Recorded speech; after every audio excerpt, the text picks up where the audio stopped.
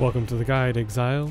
If you are watching this build guide after patch 3.5 Betrayal League, be sure to check the description, written guide, and pinned comments for updates on the build for its current viability. Some items, mechanics, or skill selections may have changed between patches, and thus the build can differ from the video. Welp, here we've got ourselves a Pantless Inquisitor with some icy orbs and rods. I couldn't decide between a Winter Orb or Ice Spear build, so I figured it would be best to combine them with a Castwell Channeling gem. Winter Orb is a new channeling skill, and Ice Spear just got a rework, so let's take a peek at how these two skills work now. Winter Orb is the new channeling skill that conjures an orb above your head that automatically fires ground-targeted area of effect projectiles at nearby enemies. As you channel it, its cast rate is increased along with its active duration, thus allowing it to cast on its own as you move around. It also scales really well with adding more projectiles, as the ground-targeted AoE explosions can overlap. Ice Spear fires 2 Ice Shard projectiles in rapid succession. These projectiles first begin in a slower non-piercing form, and after a short distance transform into a faster piercing form that has increased critical strike chance and multiplier. The big rework here is that it fires projectiles in sequential order rather than all at once. This allows it to function more like barrage, and that all of the projectiles from one cast can hit the same target. With this change, Ice Spear can deal massive damage to a single target by just stacking projectiles. Since it still maintains the same 2 forms, we will want to try and align targets right at the breakpoint of the second form to gain the most improved damage. So now what we can do is pair these 2 skills together with Castwell Channeling, projectiles and damage multipliers to get insane clear and single target damage together. Speaking of Castwell Channeling, there are also powerful rare Shaper Staves that have built-in supports, such as Castwell Channeling or Power Charge and Critical Strike, to garner us further damage by giving us space for a 7 or 8 link staff. With that tidbit of information, let's get further into the specifics of the build.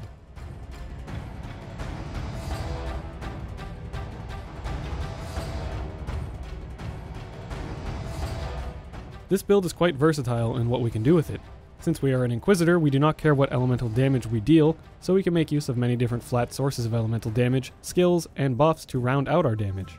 This build can certainly be started on a budget due to the power of Castwell Channeling, Ice Spear, and the aforementioned Inquisitor elemental damage selections. Like with the Armageddon brand build, there have been a few selects of Winter Orb and Castwell Channeling builds made as successful League starters. I was able to take on all the bosses within the game, albeit it was a bit of a mess on Uber Elder. The main issue was getting time to proper cast, but nevertheless I was able to kill him, and the build still has plenty of room to grow. It can easily get up to 30 to 50% more damage with better gearing and level 21 gems. Offensively, we have the following: a Channeling Winter Orb to proc our Castwell Channeling skill of choice. For mapping, I actually prefer to use Arc or Freezing Pulse for better clearing range and power on top of Winter Orb. For single target, there is no competition to the power of Ice Spear. You can totally use Ice Spear for mapping as well, you just need to be more aware of your positioning. As we are Inquisitor, we are going for critical strike scaling, which allows us to ignore enemy elemental resistance on critical strike. This means we do not have to worry about elemental penetration, especially if we garner many different sources of elemental damage. We also have Herald of Ice and Aspect of the Spider. Herald of Ice is linked with an Onslaught and Ice Bite to grant Onslaught and Frenzy charges while we're mapping for more speed, and Aspect of the Spider of course makes enemies take 15% increased global damage. With the new Bone Chill support, we can have Castwell damage taken or a self-cast Cold Snap to apply a base chill that makes enemies take increased cold damage based on the chill effect. Recall this works just like Aspect of the Spider and will stack to bring enemies increased damage taken to around 30% combining the two. We also have Arcane Surge that is procced from our movement skill Flame Dash. And finally we have Flasks and Vol Righteous Fire for some burst damage. Aetheri's Promise and Dying Sun are excellent choices here. Defensively we have the following: Aspect of the Spider, Chill, and Freeze. Much like with the Armageddon brand Elementalist, we can use these multiple slows to keep enemies from touching us, along with Shattering Corpses for some more safety. We also get some block from Staves that can be paired with a Rumi's Flask if we so choose. Global Blind Chance from Rare Shaper's Gloves to reduce enemies' accuracy rating. Arctic Armor to reduce physical and fire damage taken. Defensive Flasks of choice such as a Granite or Basalt. And finally we have Life Leech through Warlord's Mark. For maps, you will simply want to run up to packs, press your Flasks, and cast your Winter Orb. We don't stack much duration on Winter Orb, so it will only stay up for a short while we mainly focus on our Castwell Channeling to deal the majority of our damage. If you come across some more tanky targets, you can simply pop your Vol Righteous Fire.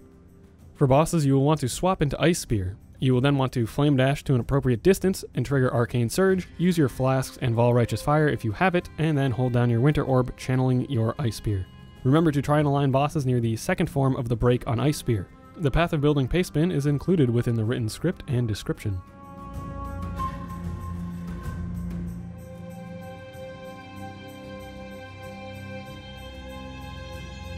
I have chosen to use the Inquisitor for this build for a few reasons, but mainly to mix up the classes that I am using. This build can certainly be made with an Occultist, Elementalist, Scion Ascendant, or even Assassin. The benefit of the Inquisitor is that we do not have to worry about elemental penetration, even though it can be garnered from many different sources these days.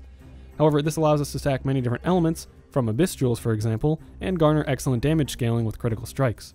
Augury of Penitence. This, much like Aspect of the Spider and Bone Chill, increases the elemental damage enemies take, as well as reducing the elemental damage that they deal.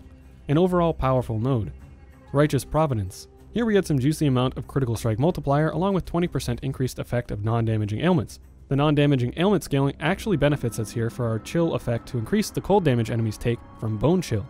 Inevitable Judgment. The most powerful node of the Inquisitor, allowing us to ignore elemental resistances on critical strike, which pans out to around 40% elemental penetration on most endgame bosses, as they have around 40% to all elemental resistances. Sanctify. This is a decent node to provide a bit of damage along with scattering the ground with Consecrated Ground for some more life regeneration. Here is the Ascendancy progression.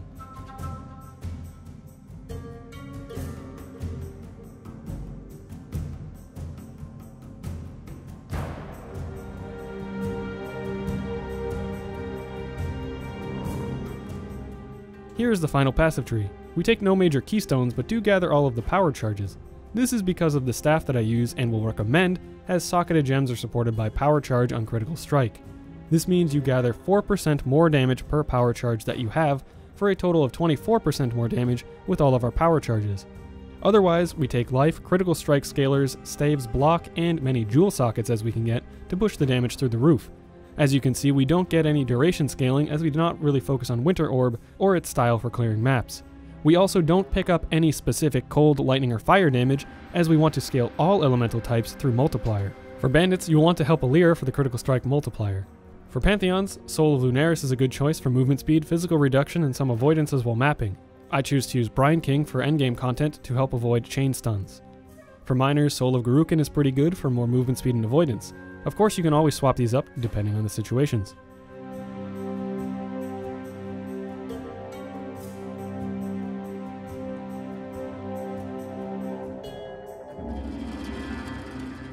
Here is the main 6-link for the build. For mapping, I choose to swap Ice Sphere for Arc or Freeze Pulse to get wider coverage. Arc was the best performer here, even with the throwaway greater multiple projectile support, as we have so much power already. It would even kill map bosses without a hitch. When we get to pure single target though, we want to put in an Ice Spear to get the best damage possible. You could and can use Ice Spear while mapping, but you just have to be more aware of your positioning for the Ice Spear forms and its more narrow coverage. Since we have a staff, we have an open body armor for another 6-link. You could go with a separate Winter Orb link here, swapping Castle Channeling and Ice Spear with an increased duration and efficacy to take home the more AFK clearing of Winter Orb, having it up more often, but I'd rather get some more damage. So we use a cast when damage taken or self-cast Cold Snap with Bone Chill. Bone Chill, as we talked about before, will increase the cold damage enemies take by the effect of the chill applied to them. So at a base, we have Cold Snap applying a 10% chill, and it would provide a 10% increased cold damage taken. With some chill effect increases from supports such as Bone Chill, Hypothermia, and even Cold Snap itself, along with Righteous Providence, we can push that chill all the way to 19%. Vol Righteous Fire is an excellent burst buff for killing bosses. Remember that you will want to make sure that your Righteous Fire is a higher level requirement than the cast when damage taken, such that it will not go off when you take damage. I place this link in this setup to benefit from the increased duration gem. Again, this Herald of Ice setup gives us nice buffs for mapping. As we'll talk about later, we do get a Warlord's Mark on hit Ring. If you cannot afford that, here's where you would put Warlord's Mark and Blasphemy, dropping Ice Bite and Arctic Armor.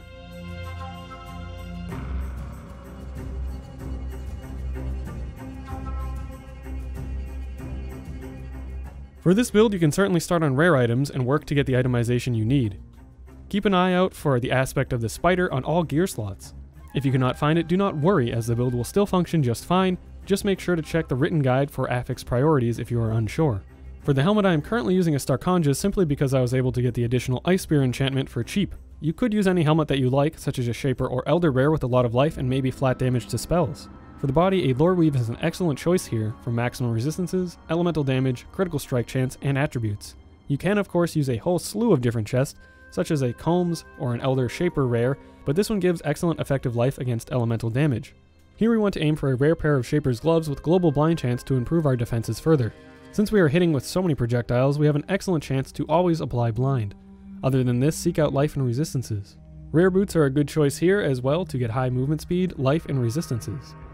A Stygian Vise, as always, as we can socket more damage via an Abyss Jewel. Other belt bases, such as leather, will work just as well. Just look for life and resistances. The amulet is one of the best spots to get Aspect of the Spider. You can find a wide variety of amulets and or rings with this affix, so keep your eyes peeled along all accessories that would fit into your requirements. I was able to get an amulet with life and resistances, and then turned it into a talisman via the Syndicate bench in Betrayal League. Previously, it was just an agate amulet. It being a talisman here is completely irrelevant and doesn't add anything to my build, as we already have a Warlord's Mark in here. For rings, we will have a Mark of the Shaper for more flat elemental damage, percentage increased elemental damage, spell damage, and increased maximum life.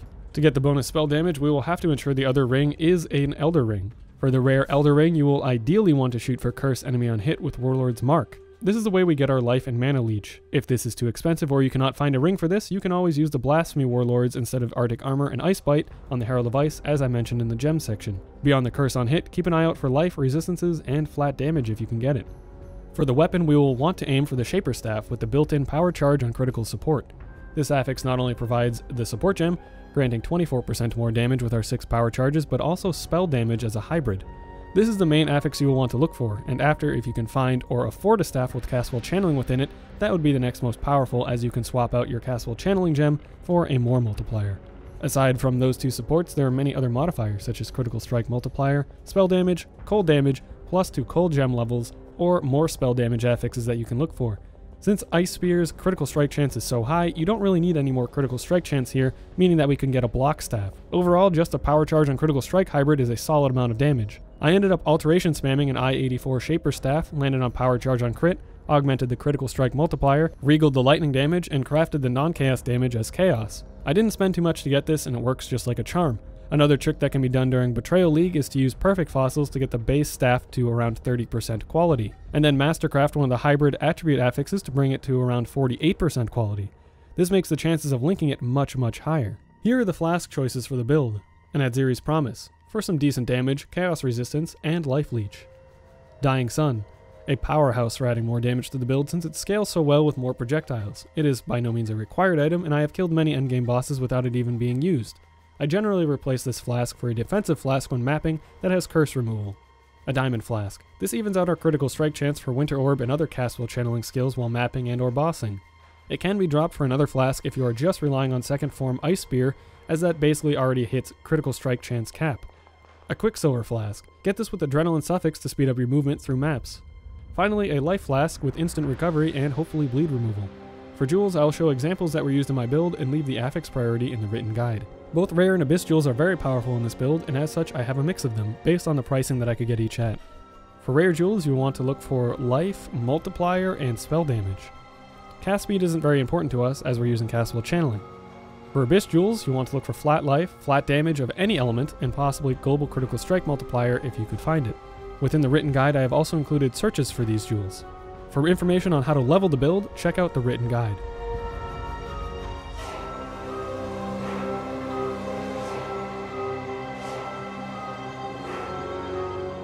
Well, this was certainly a satisfying build to play, piercing and shattering enemies with many frigid orbs and pointy projectiles. If I could min-max this build further, I certainly would, but alas, I must get to making more builds. Overall, I was more than satisfied with the damage, survivability, and enjoyability I was able to get from this build. I can highly recommend it for any level of player looking to play around with some new Ice Spear action. As always, thanks for watching, and I'll see you in the next one, Exile.